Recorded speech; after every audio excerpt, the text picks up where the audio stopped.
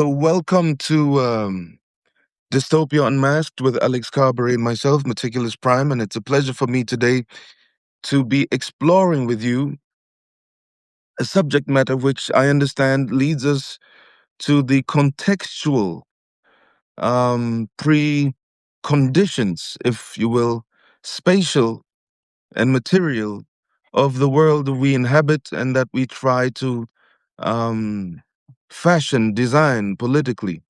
And as all things are conditioned, some things are determined, so is the human condition in general, as the expression even conveys.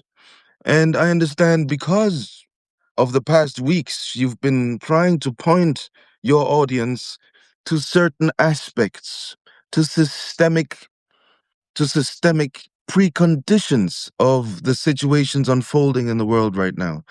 We got a taste of that when you took us 2 weeks ago to the geological origins of the value that we ascribe, that our civilization in 2026 ascribes to the crustacean liquefaction You mean that oil?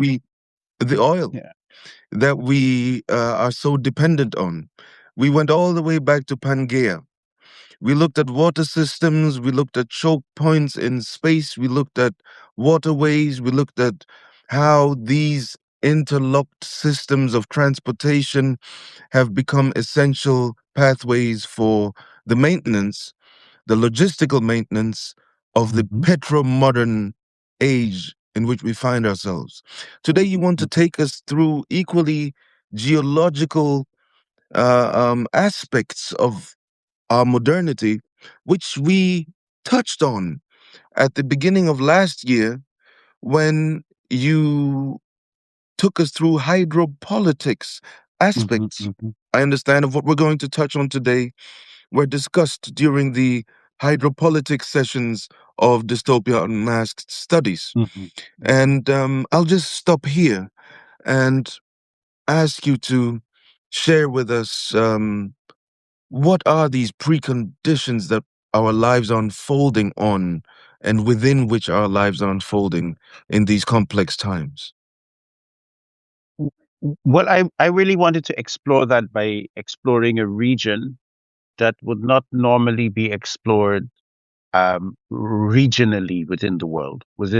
I'm going to talk about the world system because we have a world system that has been built by Europeans, which is built for trade, okay, and which is now inherited by the many of the previously colonial um, lands and places like China, which were never conquered. Okay, and so that we now live within this world system, and so I want to look at a region which starts at the African Great Lakes, extends to the Indian Ocean, right? African Great Lakes to the Indian Ocean, these two poles, and then in the north it starts at the Suez Canal, so it includes the Red Sea as and then and that Red Sea system it intersects with the Indian Ocean system and really ends at Tanzania, okay, as an intersection. So so and then as you move through the system, then you have the subsystem of the Gulfs. So which you enter once you enter the Gulf of Oman, and then you go through the Strait of Hormuz into the Persian Gulf. Okay, so that includes the countries around that region being to a large extent shaped by the activities within and the structural limits that these in this because we're looking at it from the perspective of waterways imposes. Okay, I think that is a bit of a simplification. It's a useful simplification. I will see why. Okay, so I want to look at these systems, um, and so we begin to when so that when political events occur, we don't look at them as events which are kind of isolated, we can see them in a context which is scarcely given because what you'll notice with modern media is that it moves from event to event because events attract attention and also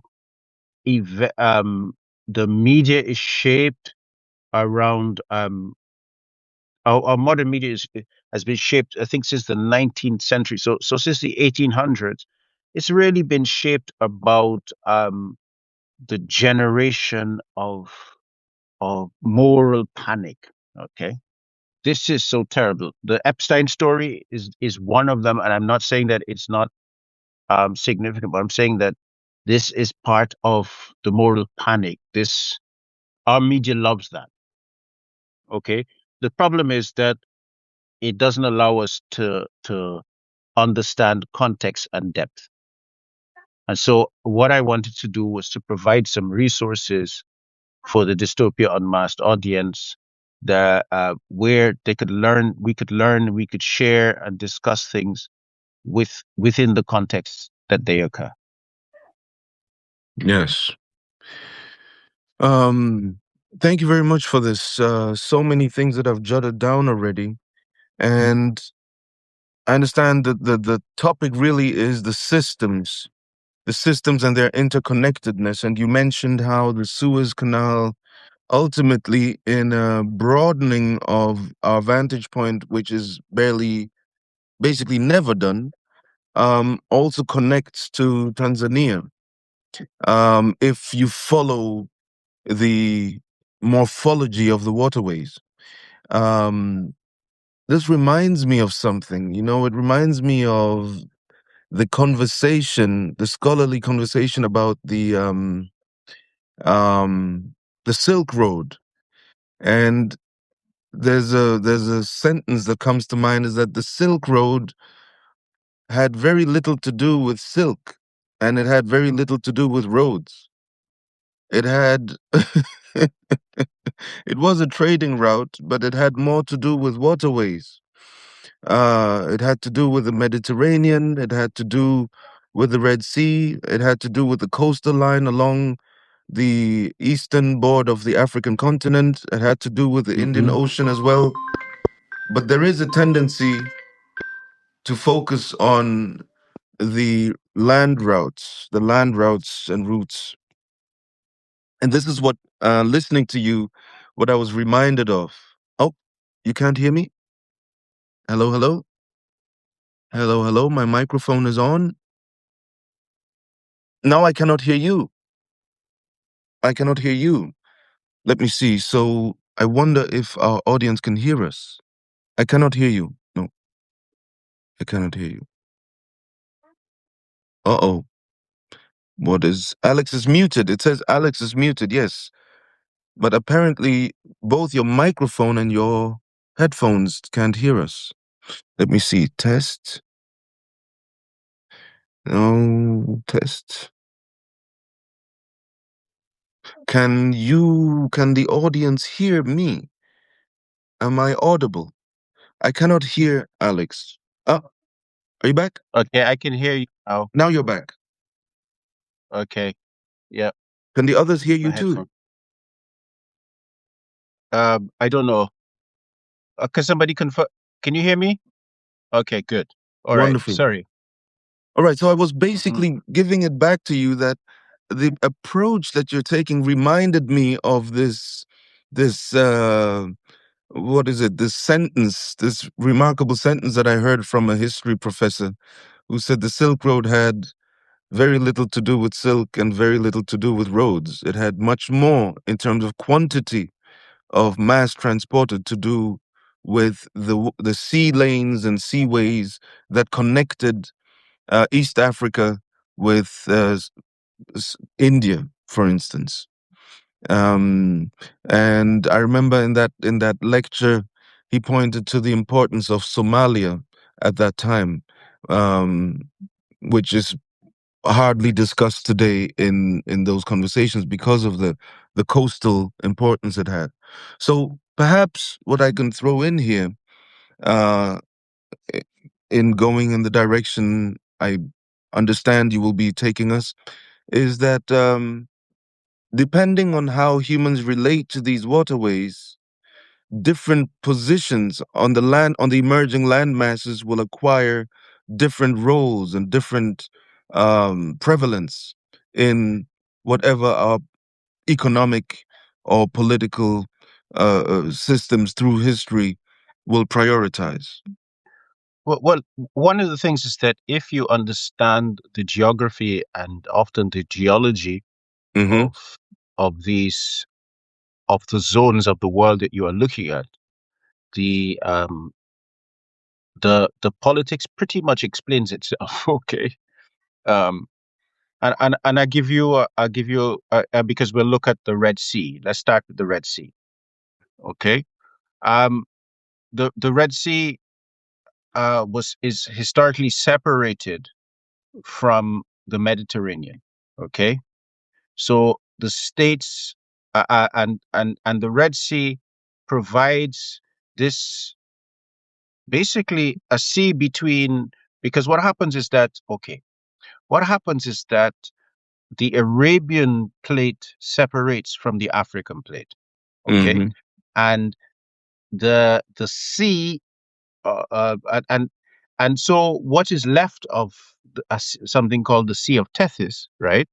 Or Thetis, sorry, is really there, right? That's one of the places that it remains because it kind of it separates, and this is left, okay, and so it provides a zone of circulation, okay, because there was a point at which you could walk basically from Ethiopia, right, um, to Yemen across very shallow waters. Okay, and so it's relatively easy to take a boat and leave one side of the shore and head to the other.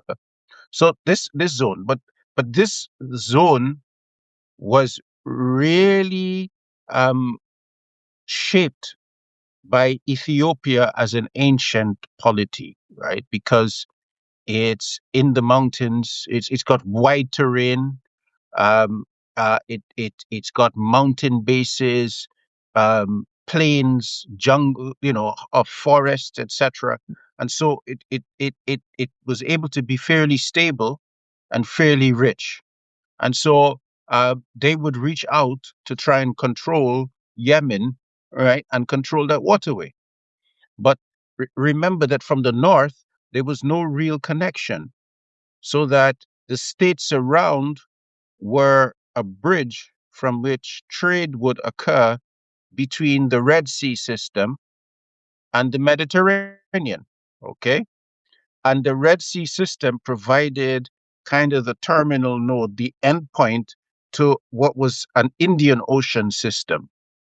Okay. Which then connected to, it connected to these archipelagos of Indonesia, the Philippines, Malaysia meeting that. So those places, Singapore would separate from from Malaysia because the Malaysians didn't want them. They didn't think that piece of land was worth anything. And so the Singaporeans were forced to separate, right? Um, Unwillingly, actually. It was under threat of death. So that separates there, and then it flows into the South China Sea. Okay, so these are arteries with very clear kind of micro or clear regions, right? To that. Now, India is part of an ancient continent which was formulated, which had Africa, South America, India, Australia, and Antarctic as one continental mass, right, which had come together in Pangaea, but which when it separated, India migrated up, hit the continent of Laurasia, or right, and when it hit there, it formed the and it so it hit there, and then it bound together. Al-Jibal Autada, the mountains pinning the two together, right, of forming the Himalayas. okay, and leaving the Indian Ocean as a system. So what you have, um, and so what has happened is that even in the emergence of polities, etc., India remains the the a focal node and a stabilizing node of that system. Mm. Okay. Now the the Red Sea, really two important parts states in the Red Sea are Ethiopia and Yemen, right? And they have this back and forth, but it is Ethiopia which more dominates Yemen than Mm. Yemen did Ethiopia. Okay. Mm. Um, and then because you now got this, it then moves down into the coastal African states, right? Which um we call littoral states. So these are states on the shore. So these are shore states, and those shore states connected to the hinterland, but a very specific part of the African hinterland on the lower end, because it's a Sahel. We're not looking at that, right? Which links you into places like Sudan, links you into places like Chad, and then you have this corridor of desert, arid land, right across Africa to the Atlantic, which ends at Mauritania, Mali, and Senegal.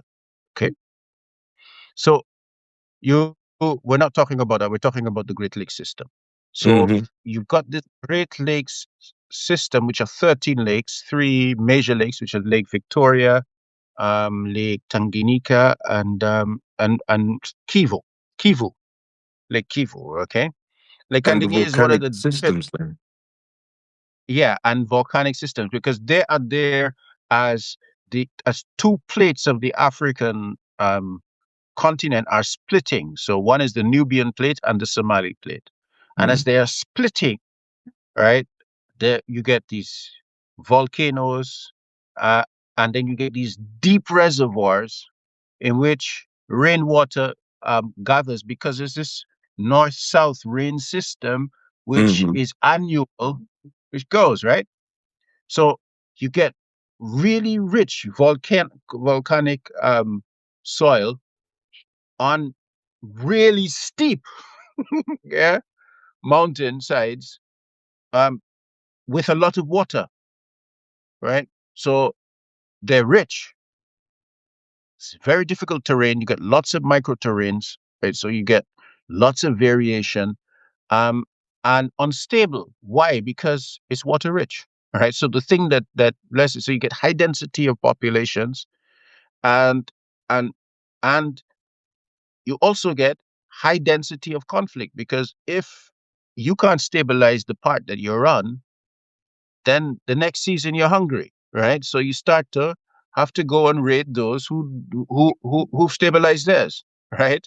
Um, so you get this inland circulatory system, which is fragmented by terrain. Okay, Mm. it's rich, okay, but unstable, in which you can't even have pack animals, right? Because you got the tsetse fly, which is a fly which particularly attacks cattle. Okay. Also, you have some sexually transmitted diseases which affect things like horses and donkeys. Okay, of the region. So the the and not only that, but because of the instability of the terrain and how steep it is, it's difficult to use pack animals. So the the the bearers of burden on animals in this region is human beings. Okay. Um, and so trade from that system would empty into the coastal system, these littoral states, right, east of East Africa. So and then join the Red Sea system and the Indian Ocean system. Okay. Uh, There's a lot going on in here. yeah. So then you get so so then you go to a place like Arabia, right?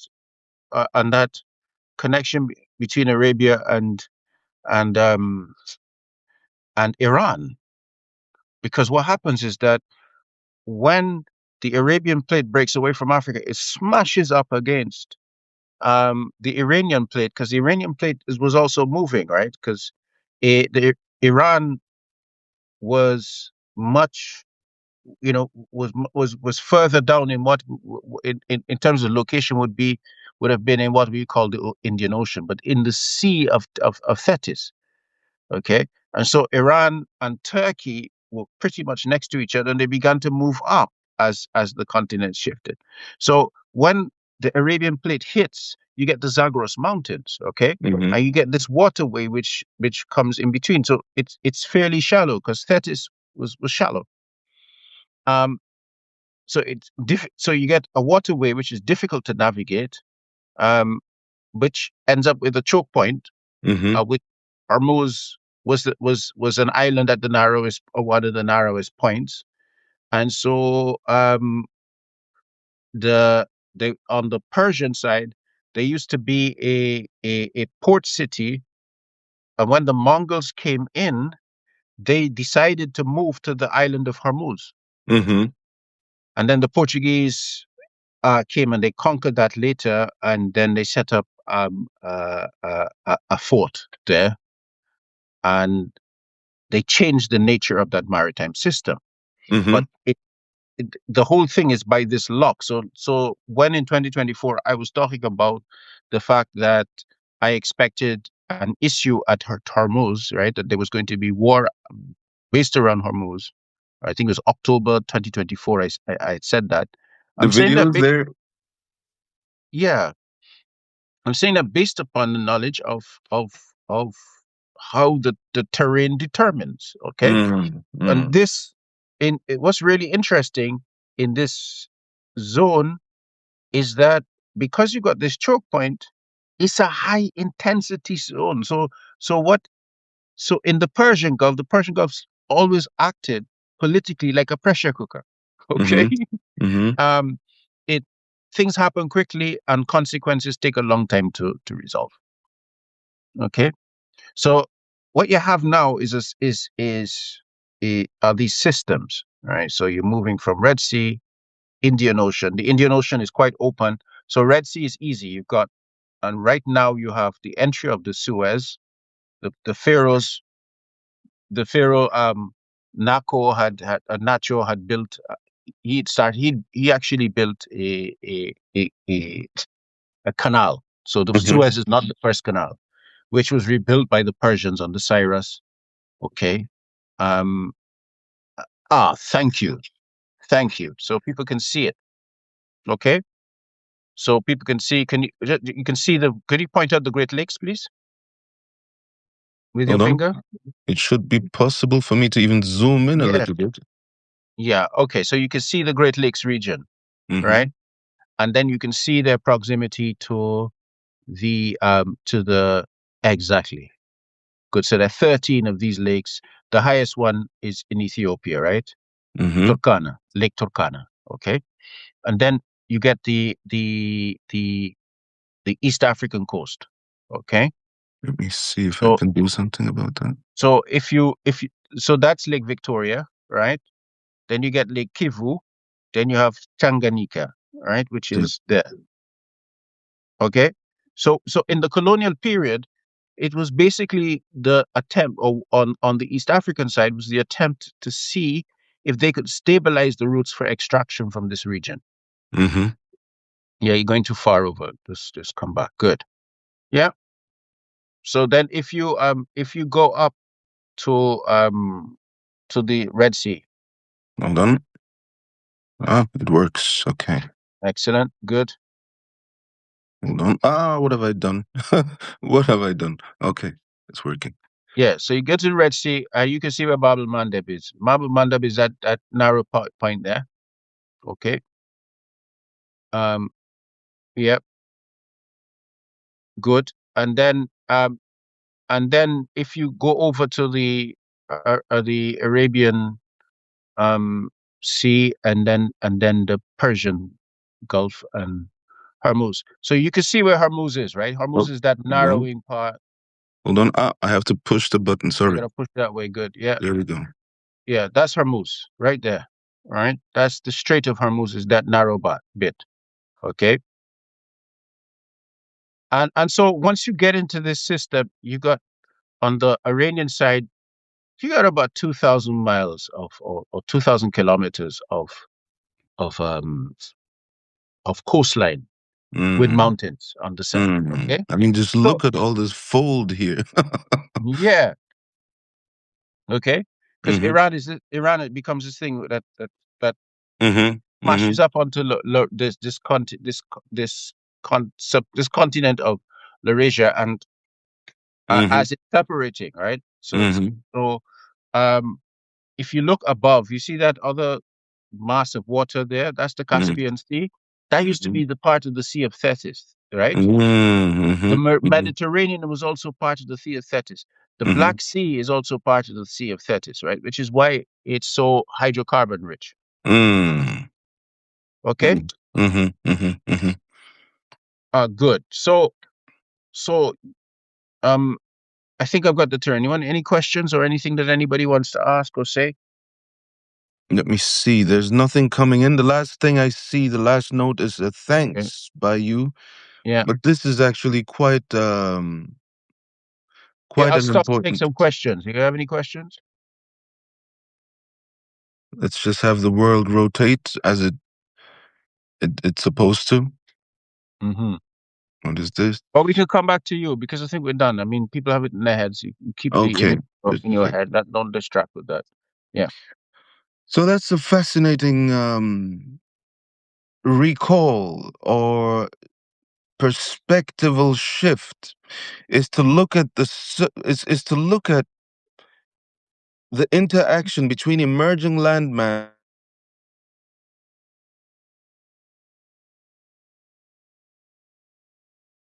the preconditions of human endeavors, collective mass endeavors.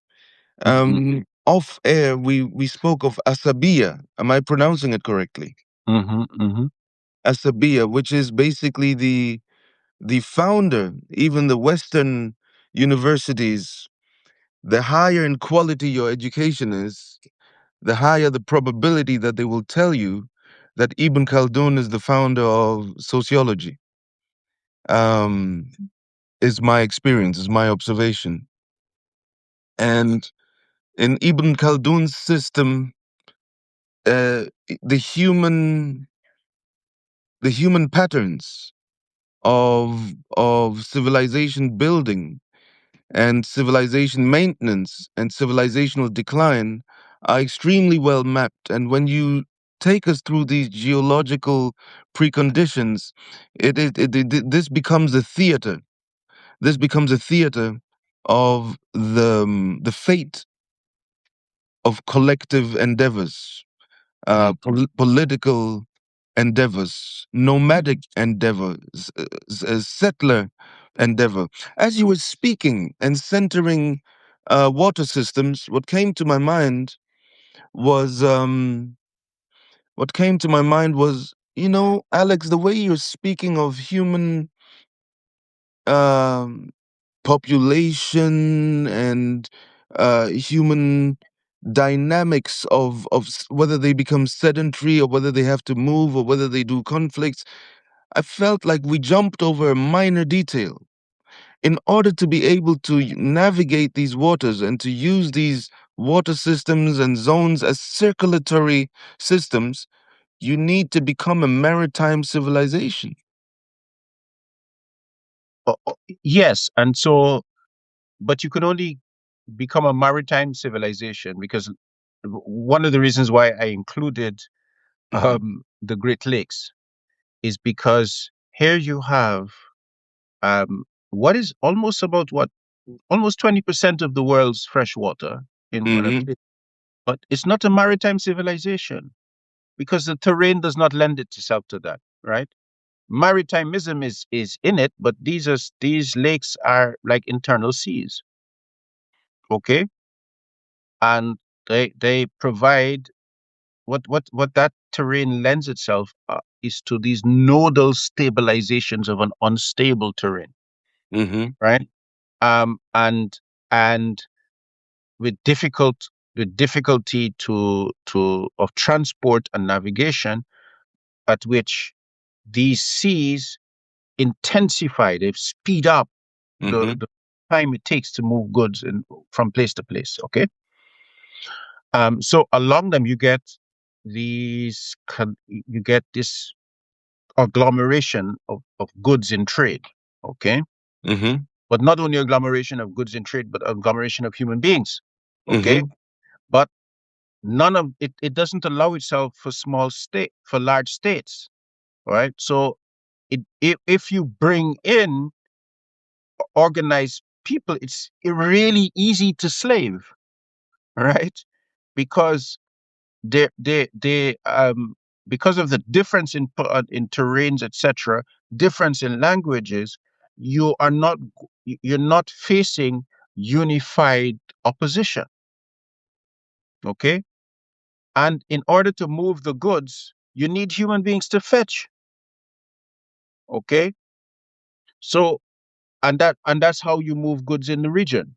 So it lends itself to very peculiar kinds of economies. Okay, so then you move to the coastland, and when you move to the coast, you're now dealing with you've got the Indian Ocean.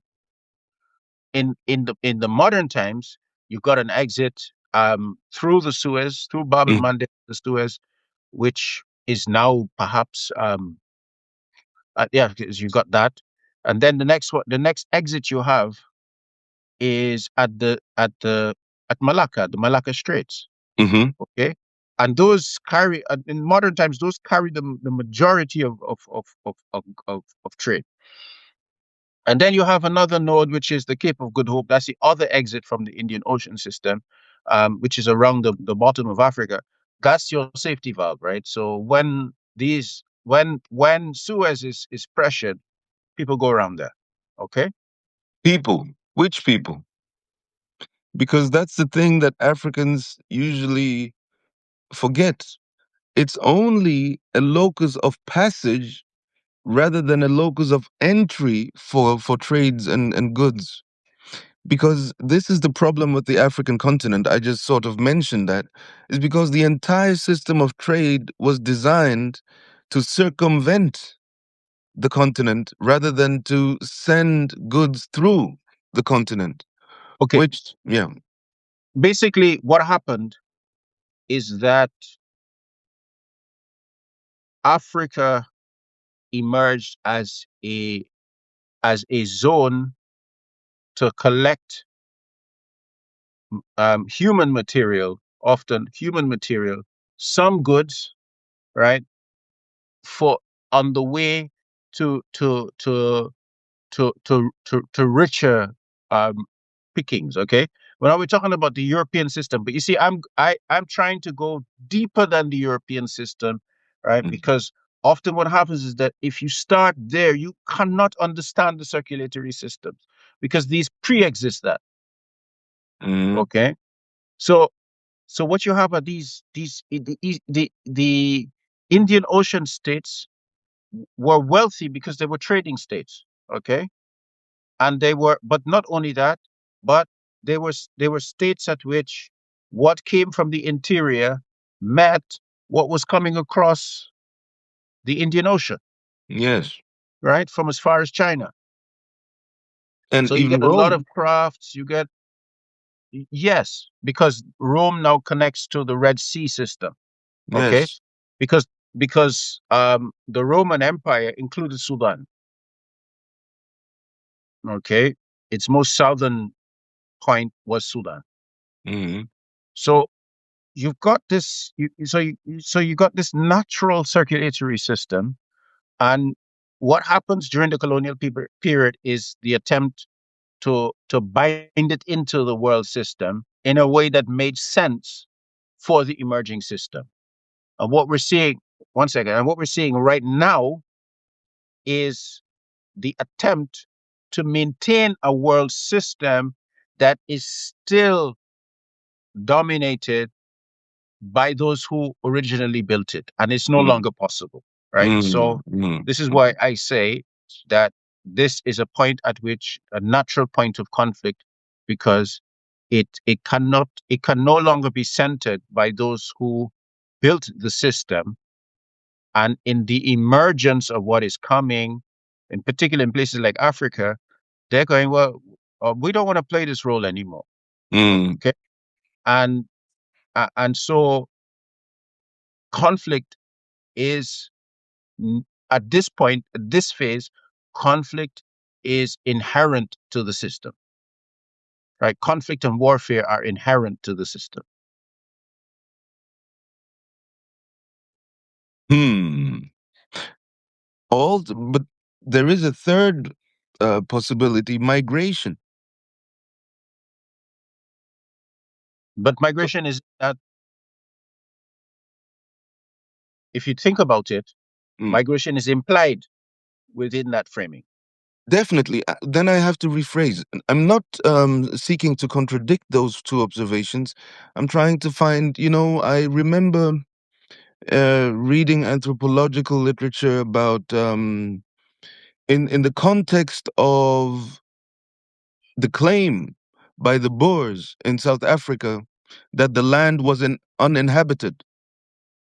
I encountered, because that's the claim that justifies them having 70% uh, uh, of the arable land and possessing 70% of the arable land in South Africa, Europeans, that is.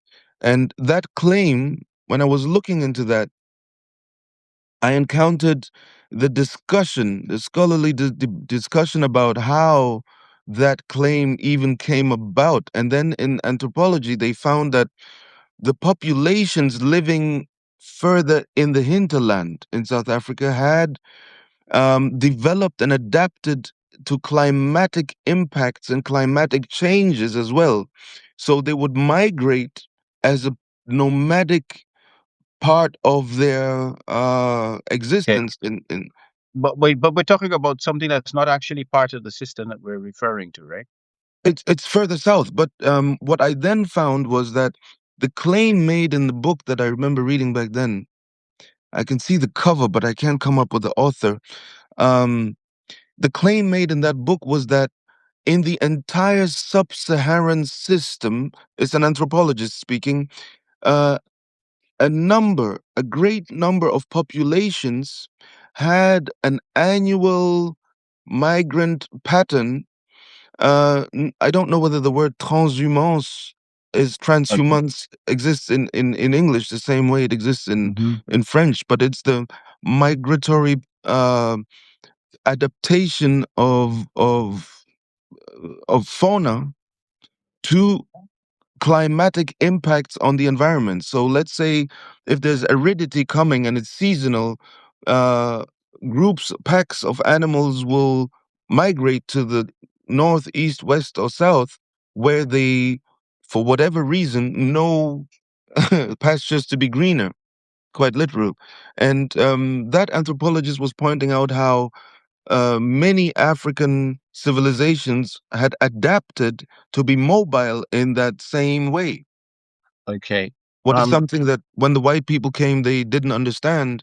Oh, Okay. it's empty here, but those folks will come back in 8 months or 15 or 18 months or whatever. Okay. So basically, what happens is that Europeans are arriving. Okay. They require a particular form of land ownership Yes, to make privatization. frontiers.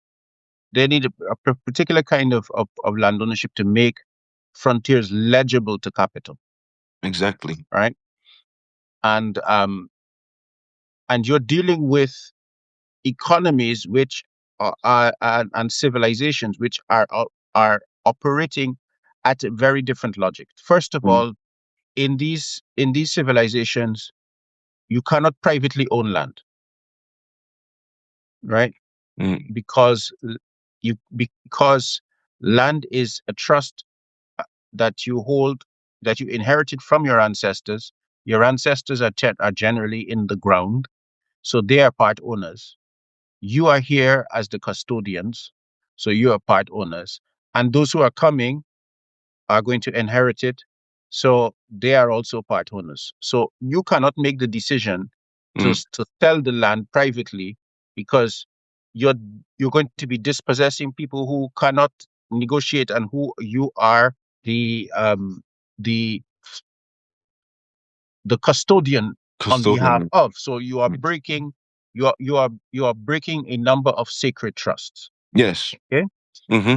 And so you can give people use, but often also, because of the kinds of different terrain movements, etc. And I'm going to go back to the Great Lakes, because what happens in the Great Lakes region is that you've got different populations, and the the the connections are not by a single ethnos. Mm-hmm. So they don't form ethnic states in that Mm-hmm. way when they do, or they don't form ethnic polities, because they're not forming states as we know them. They're polities. Okay. Exactly. So often you'll have people who come in and they carry a peculiar kind of medical knowledge. And so at, when you're not planting certain types of things, they can harvest the herbs, etc., in that region. Why? Because you get medicine from them. Okay. Mm-hmm. And then also, um you yeah, but I think that confuses the situation. It It it does. It does. And it doesn't help the situation right now. Please don't put it there, because okay. we have time. Okay. Yeah. Mm-hmm. So what you have in this region, because they're not that region is not only Bantu, eh? It's not. But that's, No. the literature I was referring to. Yeah. So what you ended oh God, I lost. What you end up with are these very cooperative l- um relationships based upon land usage, Mm-hmm. right? In which tenure is a trust. Mm-hmm. So when the Europeans come, that's they can't fund that. So what they have to do is to destroy that that the basis of that legality, because it's not legible to their system. It won't work. All right. Exactly. Mm-hmm. So a lot of what you're dealing with in the arguments that are being used, they have they have the structure of propaganda. Mm-hmm. Right. So Absolutely. Mm-hmm. to engage them, to engage them, you have to be very careful in the way. The way that you have to engage them is, first of all, you have to engage what was on the ground. Mm-hmm. Right. And Mm-hmm. then you have to look at what's coming. Right. Because that's the Exactly. order in which it happens. Okay. Mm-hmm. And then it becomes legible. Um, yes. So I did notice that now, how quickly and how easily one slips into anthropology from that. And I understand, and I think that's very special, the way you're looking at spatial determinants, because a mountain, from the perspective of a human being, is not a condition, is a determinant. Right? And on a mountain that has volcanic soil with high rainfall, right? Mm-hmm. Mm-hmm. Right? Mm-hmm. In which Yes. in order to eat, you have to cultivate year round. Mm-hmm.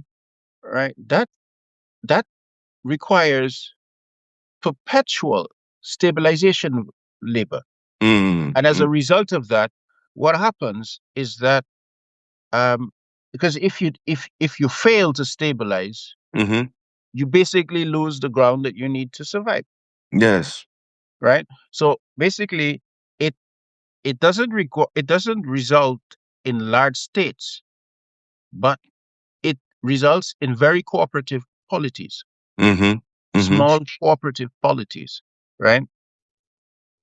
Who who also have to defend themselves against people who will come to displace them.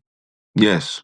So also it, it results in small cooperative xenophobic polities, Mm-hmm. Mm-hmm. right? Mm-hmm. Mm-hmm. Right? Yeah. Mm-hmm. So just to get back to the systems perspective that you're having, geological systems, geographic expressions of geological systems, and the maritime systems, and the uh, what's the word for lake system? Lake. If one, I if you're don't know. looking, I'm quite sure that there's a term for that. But just before we went into Africa and elaborated on that, I looked at the largest lakes by surface area on the planet, and there's the Caspian Sea. Um, then there's Lake Superior. I think it's in Canada or something, and Lake Victoria. I ranked them. So Caspian, Lake Superior, Lake Victoria. Then you have the North American Great Lakes System, Lake Huron, Lake Michigan, and then Baikal, in terms of volume. Baikal, the Great Lakes, and Lake Tanganyika, which we were talking about. So both in terms of surface and volume, you have in those two categories, you have Lake Victoria that shows up in surface as third largest in the world. And in terms of volume of freshwater, you have the Tanganyika Lake that appears as third largest on the planet. Hmm. And that is those two lakes, largest in surface, third largest in surface, and third largest in volume of freshwater, are found in the Great Lakes system on the African continent, Yeah. adjacent to the Indian Ocean. Yeah.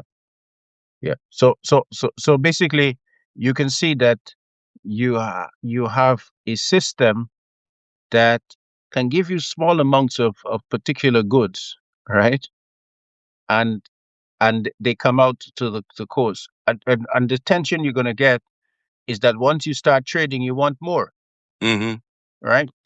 But the structure of the system is that it's limited in what it can give you. Okay. Now let's move on to some of the human dynamics. Okay. And even the temporal dynamics. Okay.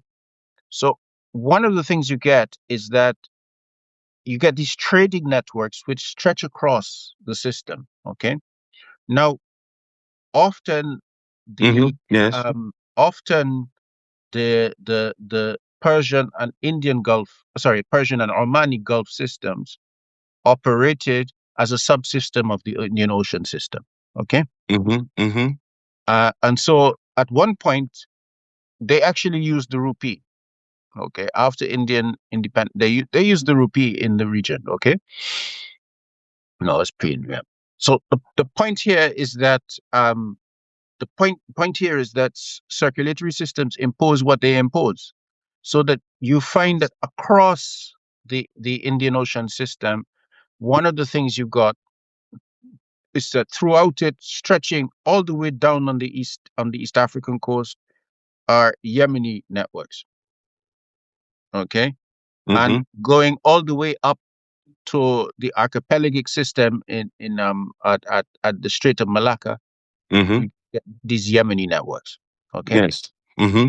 and then in the in the especially in the colonial period Yes. emerged the Gujarati networks um, on the Indian Ocean system.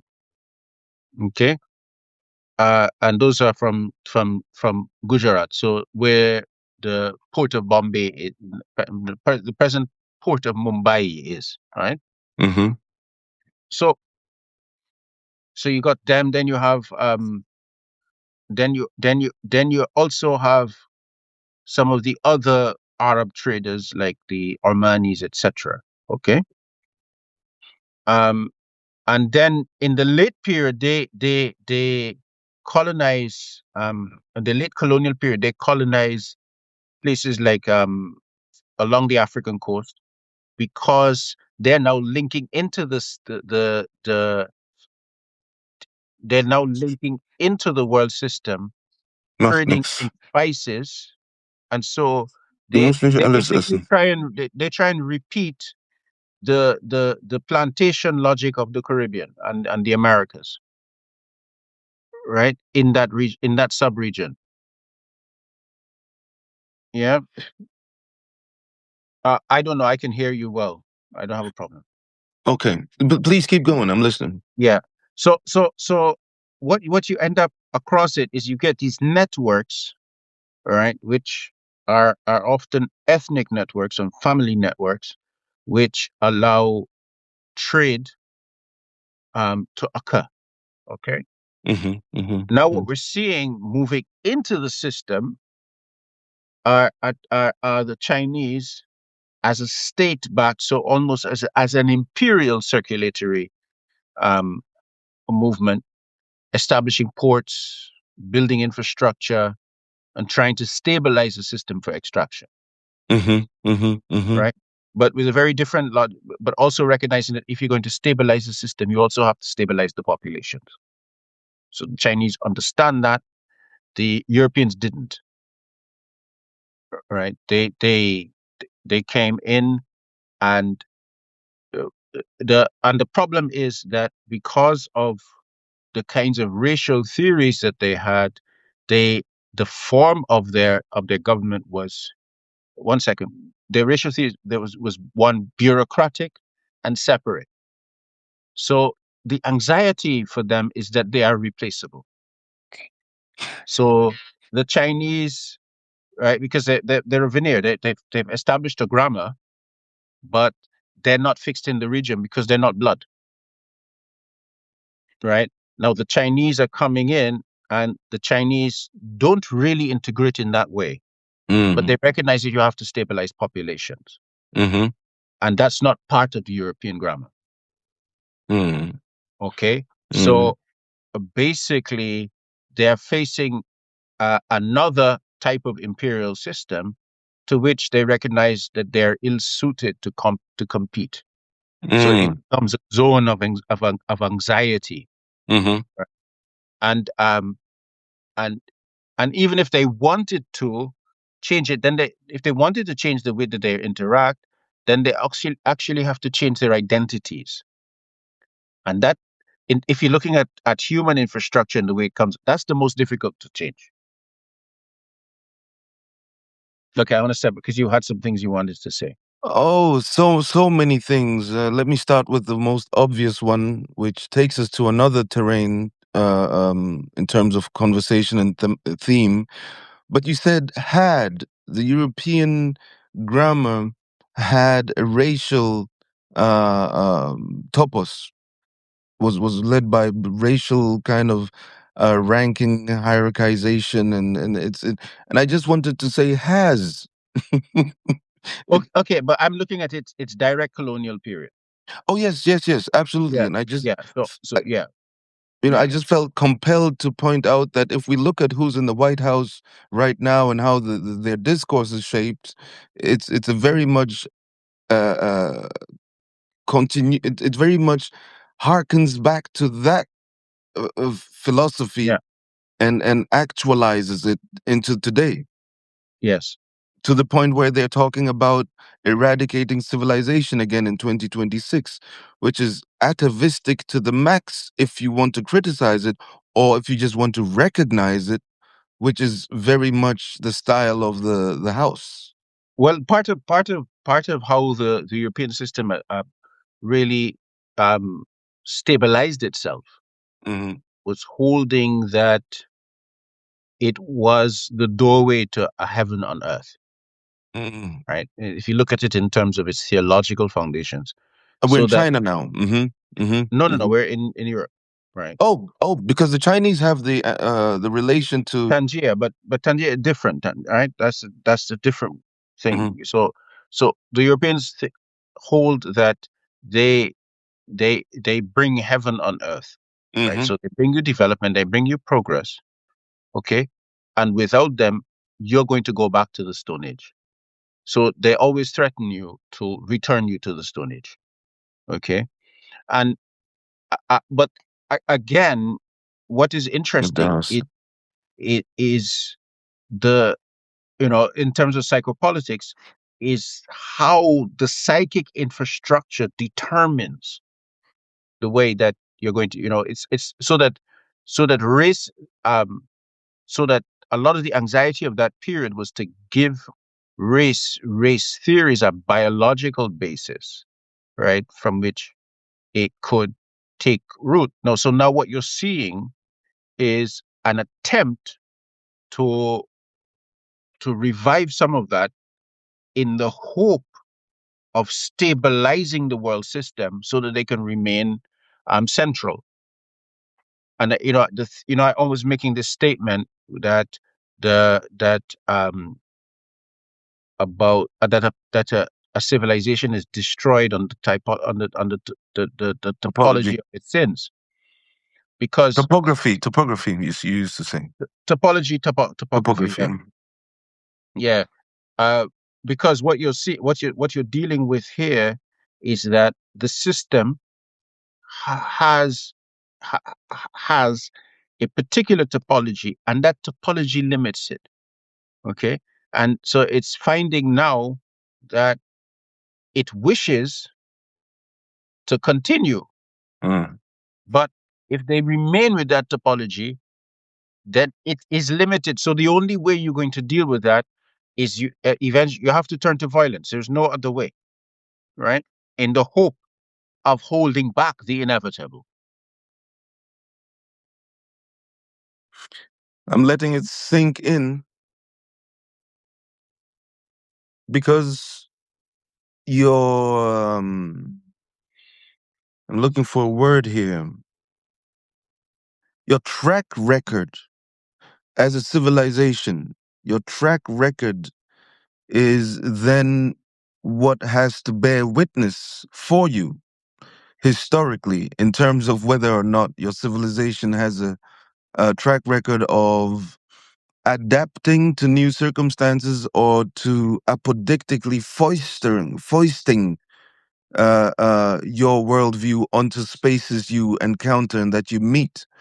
And in 2026, the world we live in, the world map we use, the distortions of the world map that have become political, the development even of disciplines for the study of man of the Anthropocene, the paradigms that have been generated and propagated from Vienna, London, Berlin, Paris, all the way to Beijing, because the the interesting observation, speaking of China, that I had was that Chinese academics are extremely insightful, extremely competent, extremely literate in all the categories and paradigms and perspectives that Europe has been propagating across the planet. But I think they don't speak as much of their own paradigms, which they hold dear and carry within their intellectual systems, as much as they speak in the language of the former colonizer. But they are richer. They have more concepts or different concepts, Okay, more the Chinese have, dialectical no, the concepts. Chinese, if you read Chinese geopolitical and political literature, especially within the last 20 years, you will be Mm. surprised. I find it very American. I find it American No, to I the think point I think of I think I think I okay. So one of the things you find mm, is that often, as an analyst, when you take research about an area, right, mm, mm, it usually is European facing research, right, and European experts talking about. You need to go to the Chinese, mm, and you need to go to the Chinese based in China, mm, okay, and you need to read their literature, read what they're saying, okay, mhm, mhm, okay, mhm. because the Chinese terrain, I don't want to go to the Chinese terrain because this is not about that. We're going to get there eventually. Okay. Is very different, uh, incredibly varied. And if you think about the Chinese language, you keep your language, but you have one writing system. Mm-hmm. Mm-hmm. So within your in within your language, you have your language. When the words will then translate onto the writing system, which is common. Okay, so Yes. the Chinese are accustomed to facilitating multiple cultures within an imperial culture. It's in the name. It's even in the name. Shangguo, the empire at the center, which absorbs all of the fluctuation civilizations it gets in touch with, but it stays and remains at the center. Yeah, I mean, okay, That's how a I, ju- Chinese scholar explained it to me. yeah, that's one Mm. aspect. Mhm, Yeah. mhm. Um, but I don't want to go there because it'll take me out. Because I Okay. want to go back to the Great Lakes because what Yeah. you find in the Great Lakes is that um is that Western political technology does not work. The nations don't work there because of the kind of micro ecologies that you have in that region, etc. And that you're talking about straight borders. They don't work in this region. Okay. Mhm. Mhm. Um, the so you got a region that i- if you're going to measure it, you have to measure. You have to, okay. If you're going to, let's say you're measuring progress in this region. Mm. Progress in this region more looks like how well do you stabilize um, soil systems, well systems, etc. Not how much you build, but how well do you stabilize? That is a stability system. It's a cooperative stability system, Mhm. right? And Mhm. it is not only corporate stability system, but it is corporate patchwork of microsystems, right? So modern state thinking doesn't actually work.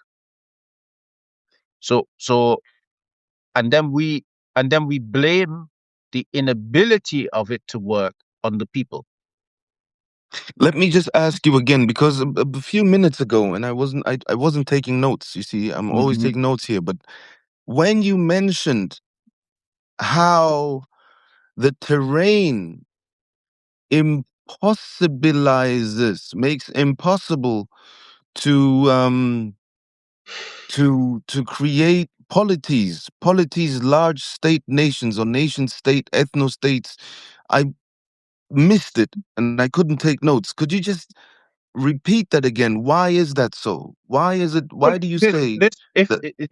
these zones are zones of micropolities stabilizing microzones, right? Why? How does the geology lead to that again?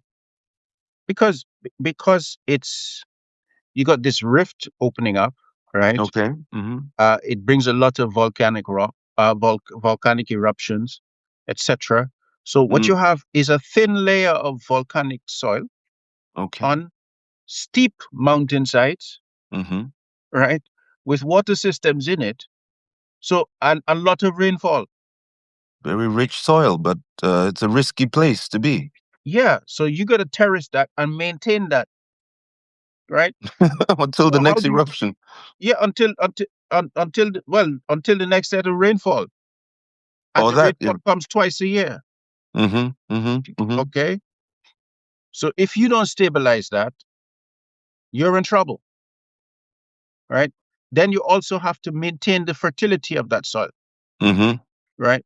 So these are high density, stability intensive economies. So you're going to go in and you're talking about the nation state and you want to build the infrastructure, right? And you don't build infrastructure once, you have to maintain that, That's the aspect they never talk right? about, but that's it. Yeah. Right? And how do you and that was that in the way that they have their system, it was or their systems that was socially um priced, okay, by relationally. But it also means that you have small polities. You have small, tight relational polities in microsystems. You posted about that in your notes. You mentioned the 45,000 polities. Is that what you're referring to right here? That well, that's one manifestation of it Mm-hmm. in a peculiar peculiar in the system of the African Great Lakes. I'm trying to Okay, find it. Um, it's because all you right po- because time we don't have to. I mean, Okay, so it is. how do we? This is part one. You announced it as part one of a 5 episode series of our Hmm. conversations on Wednesdays. So this is Dystopia Unmasked, looking at this particular Yeah. angle, and I really like this aspect of how the topology, the spatial topology, the distribution by Mother Nature uh, of resources, of constraints in spatial design, act as determinants of the options of human societies on those Yeah. terrains, Okay. whether it be water or landmass. Yeah. Well, I would like to if you shift to the Gulf, I mean, it really opens that up, right? Because basically, um, on the Arabian continental mass, Mm-hmm. okay, um, what happens with continental masses is that if they have mountains on the edges, the rain falls and it deprives the central area of rainfall, right? So you'll get deserts in the interior, Mm-hmm. Mm-hmm. right? The clouds get caught up in the mountains. The crowds give they rise and they give they bear Mm-hmm. their burden. Mm-hmm. Okay, Mm-hmm.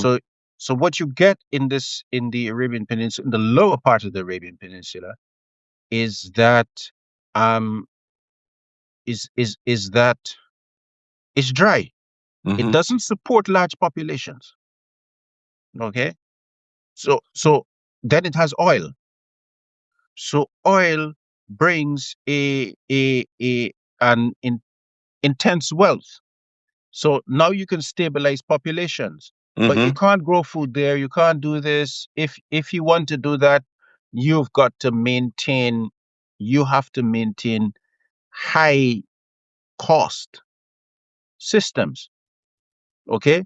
Then right across the Gulf is Iran, which is almost Zagros Mountains. So it can produce food.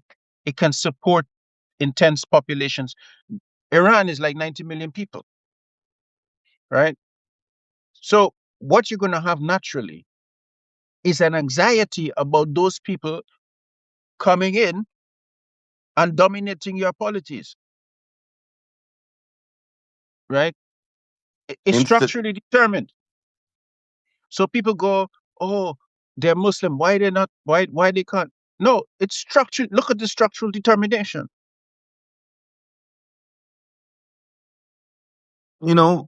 You're going to have to do some more work in convincing me of that. Not because it doesn't sound plausible, but because I feel like another part of the human condition is that of choice. I find choice to be mediating, um, permanent of the human condition. That you always have the choice to adapt in a certain Okay, one all or the right. other So way. let me give you a choice. Let me show you the choice. Mm. The in Iran they speak Persian, right? They Mm-hmm. speak. They have a very different cultural basis. Mm-hmm. Okay, when they come across to the Arabian side, they are living and organizing their lives very differently. Mm-hmm. When they come in and they want to control and they want your resources, etc., right? They impose their order. You say, "Well, I don't want that. This is how we are. That's how you are." Mm-hmm. Okay, that's a classic. Yeah. You get questions: what language will dominate? What culture will dominate? What what economic organization will dominate? Can we continue to rule? Will they want us to rule? Right? Will they want somebody who is more amenable to their needs? Right? These are natural tensions that are part of the human identity formation.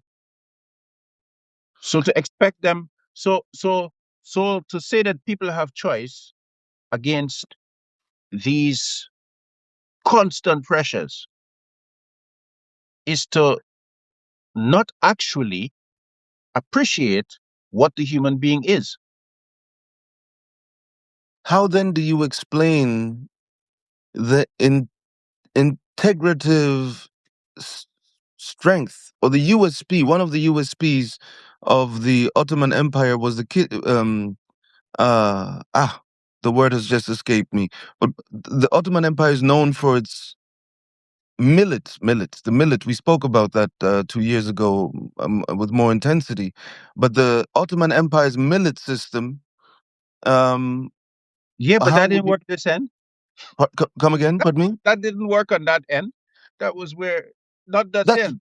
that's what I'm saying. It worked over there, and here this they It would can't have. work. It's another terrain. It needs something. They just left them alone. So what you're saying is that that's the question I'm having here is how does the millet system, how is the millet system explained by the topography of that population? I'm saying okay, that's another zone. I don't want to It is go there, another zone, right? but But are you saying, yeah? what I'm saying is that you have people who are generally Bedouin. Mm-hmm. They don't want to. The millet system is based upon people who are settled. They don't want to settle. They didn't want to settle, right? You know why they were forced to settle? Mm, Because there was a huge drought in the 1600s, and they had to settle to survive. mm, But when they mm, settled, then somebody else is coming and telling you that they want to run your life. No, so leave us alone. We're accustomed to being alone. Leave us, mm, right? We'll run the area. So the Ottomans had come to terms with that. They didn't try and impose a millet system on that. They weren't, the Ottomans weren't stupid, mm. okay? And that's my point. The point of of studying Ibn Khaldun in that way is to understand the very differences in people. Yeah. Now, the now the European system is about nah. We're bringing into you into legibility to our system because that is called progress. They like to clone themselves too much for their own good. What is it? What the point here is it's another way of seeing the world, Mm-hmm. right? Because what we like to do is pathologize. Let's see that before we pathologize. Let's look at the dynamic and see what it is. This conversation has taken me very, very far back into theory of sociology.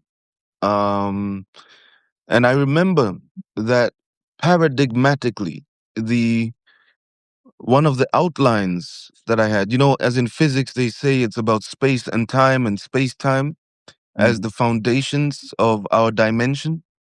mhm, Um, there was an effort made to say that in the social experience perspective, the parameters are nature, structure, and culture in that order. I haven't thought about this in years. Is that nature is the canvas upon which you can observe structural dynamics and structural dispositions, and in those structural dispositions, culture unfolds. And culture, of course, inhabits the human mind as mhm, an expression of human um, collective civilization dynamics, mhm. and these are unfolding within structures, among other things, imposed by Mother Nature. So structure, no, nature, structure, culture, and those would be the parameters within which human consciousness unfolds and designs things. Uh, Ah, okay. I'm going to. I'm not arguing against what you're saying. I'm giving context, right? Anish. Nature is one of those words which survives with us via Latin, which we inherited from the Egyptians. Really? From Yeah, Egyptians? yeah. And it emerges out of, I really had to work on psychopolitics. Mm-hmm. Now Egypt emerges out of a very specific um, I'm thinking the Ma'at system. ge- ge- ge- geographic system, right? Mm-hmm. Mm-hmm. Basically, we were in the Great Lakes. We talk about the Nile. The Nile is coming down, right? The Nile is now passing through this fertile land to empty into the Mediterranean. Mm-hmm. Civilization is a corridor along the banks of the Nile. The rest is Nilotic desert, civilization, they call it. right? Mm-hmm. It's just this line. And it takes Okay? us back to the Great Lakes, right? Yeah. So basically, Egypt has two doors. The first door is Mediterranean. the Mediterranean, right? That's considered Lower Egypt. Mm-hmm. And Upper Egypt is um, would be towards Nubia, that border area, Luxor. because these two gates, once you enter them, once you get through them, right, you are now inside of Egypt and you can conquer it, Mm. right? Mm-hmm. They expect the desert to be the natural barriers which you cannot cross, Mm-hmm. right? So you got that, and then you also had the Red Sea. So you could dominate that part of the Red Sea. Fine, you try coming that way if you want. Okay. So now in this system, the waters coming down out of that, from that overspill from Victoria, okay, and whatever river systems into it, they come down, and they come down with the rains, Mm-hmm. okay? And when they're coming down, you hear it boiling, right? It's not right. So you need to stabilize that because it will flood, it will destroy, right? So It I'm will saying that, enrich. yeah, so that their there's the symbolically, their understanding of nature is very different from what you would have understood. Okay. And that's why I use the Seth um Mm-hmm. Horus Mm-hmm. example, Mm-hmm. right? Showing you how this emerged out of that. Mm-hmm. Okay. So that um the whole imagination that we could universalize the human situation is a very bourgeois one, okay, and is only maintained by a mass international education, Mm-hmm. which inscribes another symbolic order upon the situation to stabilize it as a world system.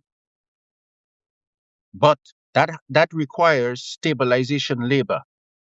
Mm-hmm. You got to keep people going through it. You have to keep it going because the the the the the the nodes of the world system are still shaking with their own thing. So that's why the Americans call um, states which try to reorganize that. They call them revisionist states and ultimately rogue states because they're destabilizing the world system by not playing their role. Okay, does that make sense now? It makes perfect sense. And I remember we're in 2026. I remember around 2010, 2010, when I was thinking about this, I came to this weird observation I couldn't really work with within the system, the academic Hmm. system, which is There's about, according to your own teachings, according to what is taught in academia, there are about 48 to 54 states that are good democracies and that are in the OECD that are, stable. But how do you, and it took me all these years to finally ask this question, how do you justify when there are 200 states in the world imposing on 200 states techne techniques that only work in about 48 according to your own statistics? What do you How do you take something like that and put it in the Great Lakes you and know expect it to work, you know right? and Um, yeah. y- no, no, no. Sorry, because of time, I'm going. We haven't really engaged with people's questions. Oh, let me see. I We're call already it at the the end. dictatorship of democracies, but that's another conversation for another time. So I'm scrolling up right now as I say this, and I'll start reading, just reading down. The questions, Um, just the questions, yeah. this is core belief colliding.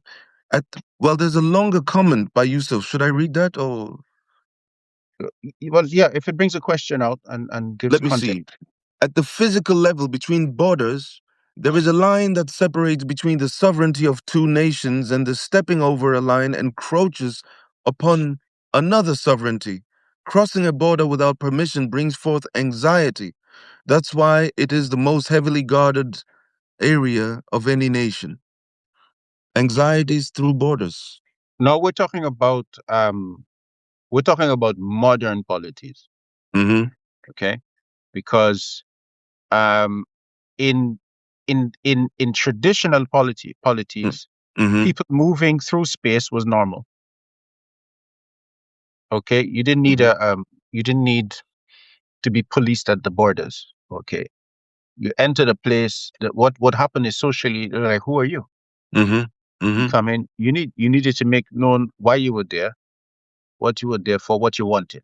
Okay, now um, what happens is that not communities handle that anymore. I'll give you an example. One day I was in a desert community, or a desert oasis community in the Sahara, and I decided to explore. And they chased me out. Like, who are you walking around here? Like, like who are you? Why are you walking around our area? Mm-hmm. What are you doing? Right? And then I realized, oh my God, yeah, because I'm not, I'm in. We're accustomed to these places in which you got an overarching state. No, they're managing their areas, right? Um, because there's nobody else to go to.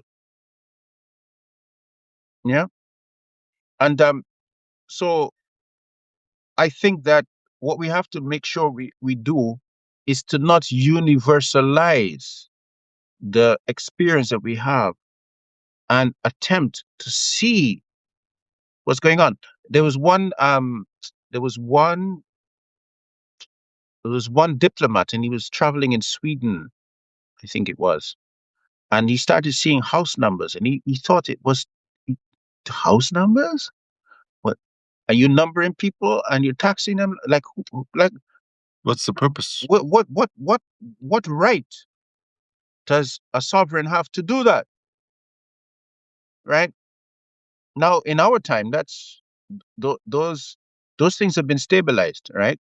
Mm-hmm. By the bourgeois state. We have a bourgeois civilization, and we can't imagine it as historically universal, Mm-hmm. right? With the way that it organizes sovereignty, understands human movement, understands human Mm-hmm. settlement, etc. Mm-hmm. Does that Very answer that? well. That perfectly, perfectly. I've asked in the group whether there were more questions. If my system is working correctly, there have been no more questions added. But there are two comments by Salim. Humans Mhm. copied how nature designed methods of survival, and this exemplifies in primitive depictions of spiritual realms. Well, you have to remember that people were moving. Yes, and I'm agreeing with you, Salim, because people are moving through space, and so um, we look at human beings as other than nature. People did not understand themselves like that, right? They understood themselves as part of the terrain, right?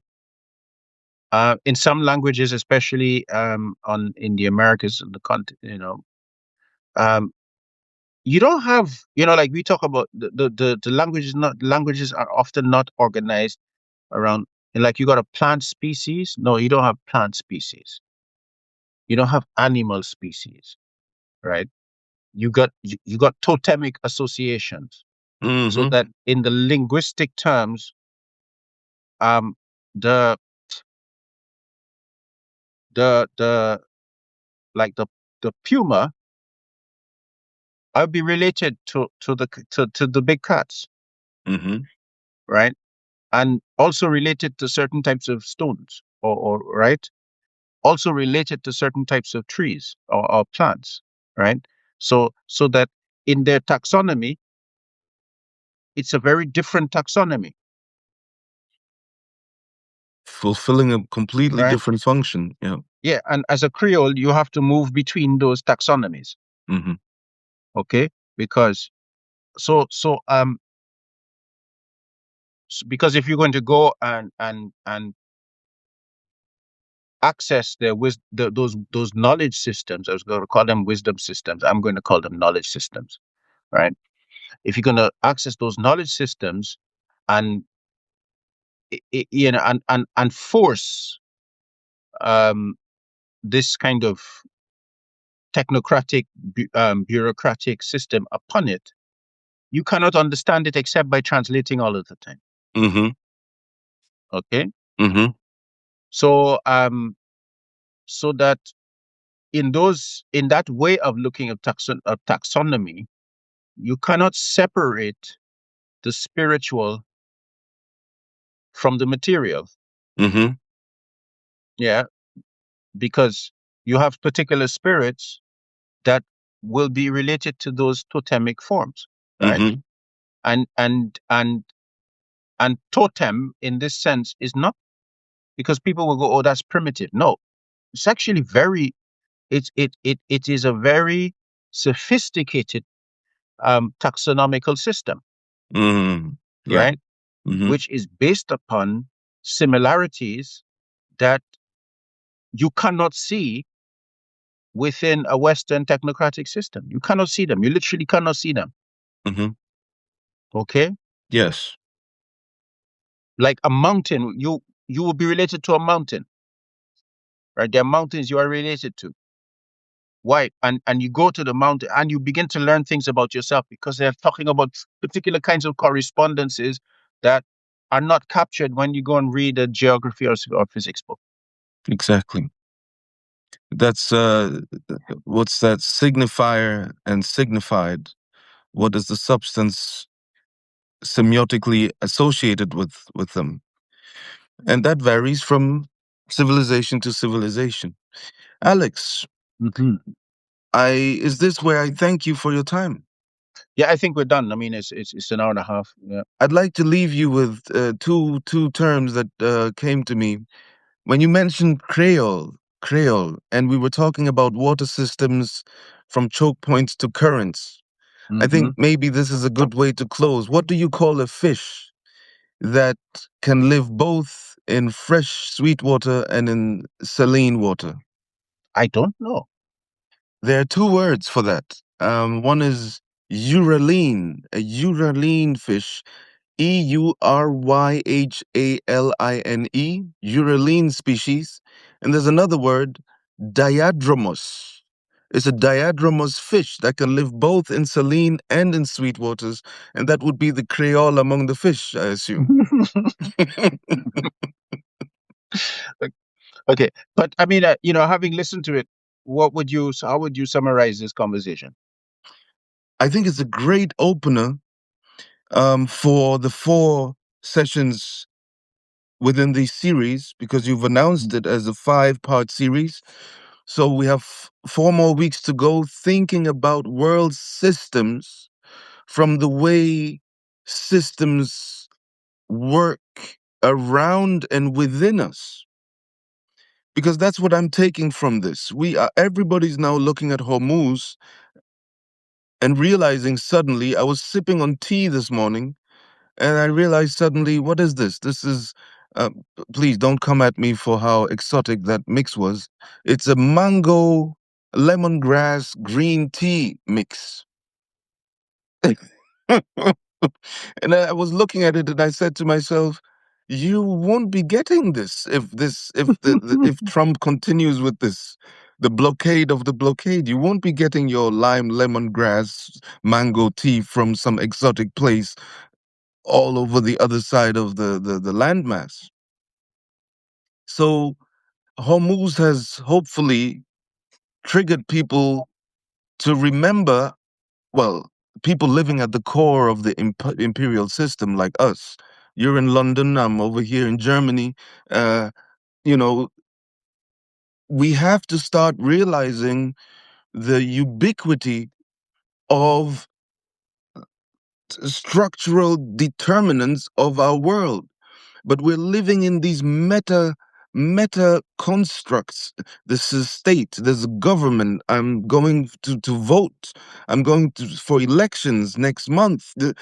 All of these sophisticated man-made layers onto the reality on the ground that we live and walk on, that all these polities are constructed on. I'm in the south of Germany here, where very close to Switzerland, Basel, where you have the ground is unstable. In the 16th century, if I remember correctly, there was an earthquake that shattered the whole place.